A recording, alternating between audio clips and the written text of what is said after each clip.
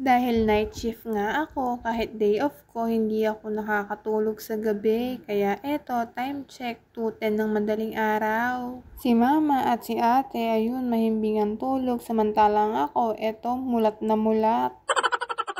Dahil nga nakabukas yung aircon, kaya ayan, kumot na kumot sila. 17 hours na pala nakabukas yung aircon, kaya papatayin ko na rin yan. Tumayo na nga rin pala ako niyan, kasi medyo nagugutom na ako. Maghahanap ako kung anong pwede kong makain. Gusto ko nga pala ng noodles, kaya maghahanap ako kung meron pa. Last week pala, naggrocery kami ng noodles, kaya eto, titignan ko kung meron pa. Pagbukas ko nga ng cabinet, may nakita akong chicken bucket. Dito nga pala nakalagay yung mga noodles.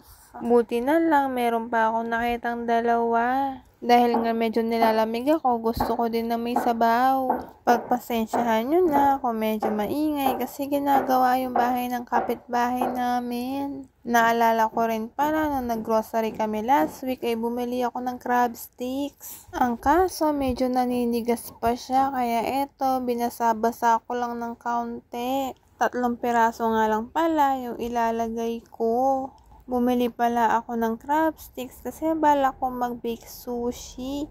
Ang kaso, wala pa akong time. Pagka-uwi ko kasi galing trabaho, pagod na ako kaya hindi na ako nakakapag-bake. Sinunod ko lang pala yung instruction sa likod ng packaging kung paano to lutuin. Pagkakita ko, medyo natuyo pala yung sabaw niya. Pero pwede na yan kasi gutom na ako. Pagkatapos ko palang kumain, bundat na bundat ako.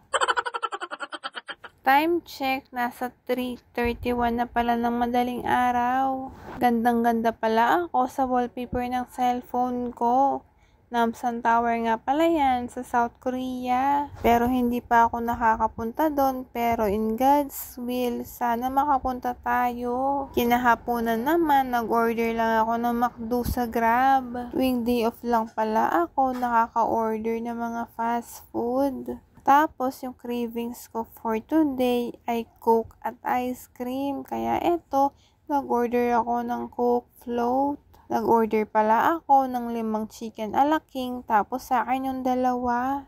Nag-order din pala ako ng 3 burger, tapos sa akin din yung 2. Feeling ko tuloy ang takaw-takaw ko.